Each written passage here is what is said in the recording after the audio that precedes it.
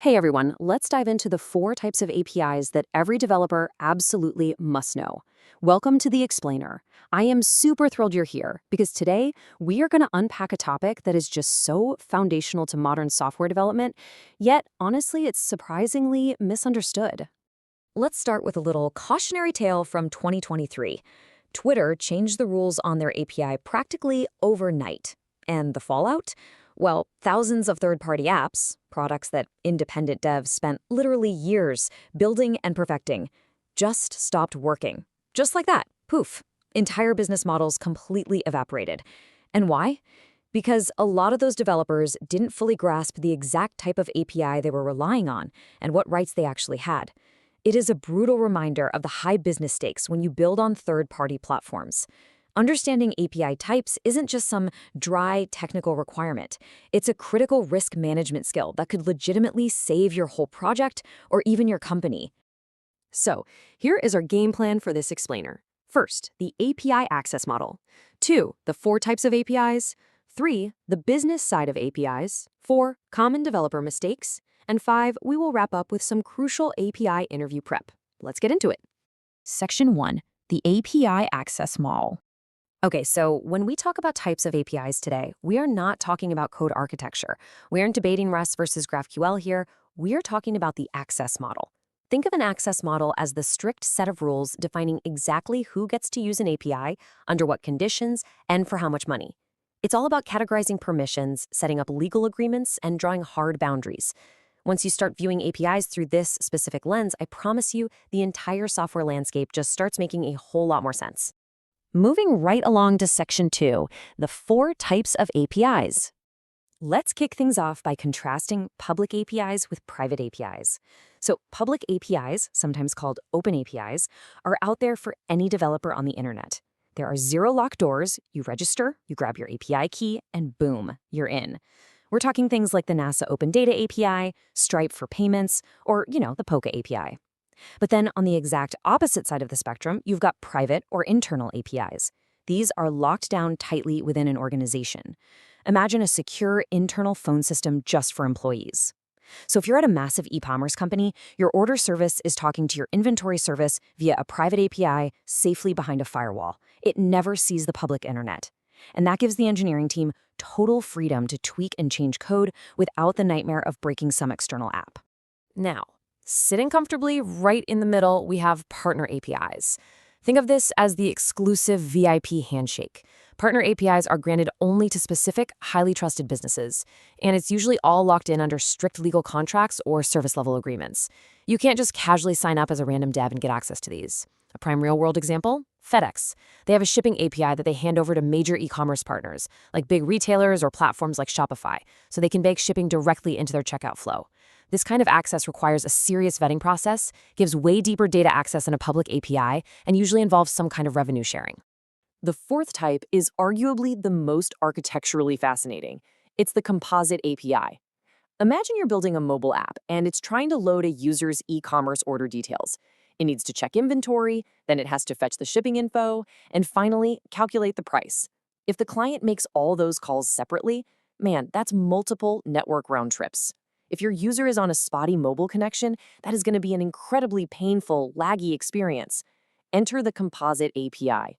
It completely solves this by taking one single checkout request and fanning it out into 3 simultaneous internal service calls. So the absolute magic of a composite API is how it orchestrates all that messy complexity. Your client shoots off one single request to the API layer. Then, the server rapidly fires off to the internal inventory, payment, and order services, merges all 3 responses together into a nice little package, and sends that one unified response back to the client. This drastically slashes those painful client-server round trips. Honestly, for mobile app performance, implementing a composite API is an absolute game changer. And the best part, the client never even sees the crazy internal gymnastics happening behind the scenes. All right, let's switch gears a bit. Section 3, the business of APIs. Look, whenever you choose to build your product on top of someone else's API, you are entering into a business relationship. For public APIs, you're generally going to see one of 3 monetization models. First up is freemium. It's totally free up to a certain limit of calls, but the second your app goes viral, bam, you hit a paid tier. Next is pay-per-use, where you are literally paying tiny fractions of a cent for every single request your app makes. And finally, the subscription model, where you just pay a flat monthly fee to unlock a specific bandwidth tier. You absolutely have to design your software knowing exactly which of these buckets your API provider lives in. $90 billion. That is roughly how much revenue Amazon Web Services brings in a year. And the story behind that number is just wild. AWS originally started entirely as Amazon's own internal, private APIs. They just used them to manage their own servers. But eventually, leadership had this light bulb moment. Other companies desperately needed these exact same server management APIs. By taking a strictly private internal API and methodically turning it into a public API, Amazon literally created the world's largest cloud platform. Moving on to Section 4, Common API Mistakes. So knowing all this theory is awesome, but avoiding the common beginner traps, that's what actually makes you a senior engineer. Let's do a quick rapid fire here. Mistake number 1, treating public and partner APIs like they're the exact same thing. They're not. They have fundamentally different uptime guarantees and legal terms. Always read the terms of service. Mistake number 2, building critical production features on a public API's free tier. Seriously, what happens when that provider suddenly changes their pricing, or you hit the rate limit? Your app crashes. You've got to use an adapter pattern in your code so you can easily swap out providers if things go south. And mistake number 3, totally underestimating the complexity of composite APIs. If your composite API relies on 3 downstream services and just one goes down, you need a solid fallback strategy and a timeout for each call. Otherwise, the whole request completely fails. All right, let's bring it all home. Section 5, API interview preparation. Did you know over 80% of backend job descriptions explicitly ask for API integration experience? Let's simulate a technical interview right now to get you ready. Here's a super foundational question you should absolutely expect to hear. What is the primary difference between a public API and a private API? Take a second. How would you actually articulate this to a hiring manager based on everything we've just talked about? And here is your polished textbook answer. A public API is accessible to any developer who registers, and its main job is to integrate third-party developers into a platform. A private API, on the other hand, is strictly internal to an organization and is never exposed outside its systems. You'll definitely want to add that private APIs give internal engineering teams the immense freedom to change their code or database schemas without ever sweating about breaking external apps. Hit them with that and you'll nail it. Okay, next question. This one's a slightly more advanced systems design question to really test your architectural chops. In what scenario would you choose to build a composite API? Here's exactly how you deliver a clear, confident answer. You build a composite API when a client needs data from multiple backend services in a single interaction, and making multiple network round trips would severely degrade performance, especially on mobile devices. Don't forget to remind the interviewer of that e-commerce checkout example we walked through earlier, where inventory, payment, and order creation are all seamlessly merged into one clean server-side orchestration. Let's tackle one final high-level question. What are the business and technical risks of making an internal API public? I love this question because it immediately proves to the interviewer that you grasp both the technical nuts and bolts and the broader business context of the API economy.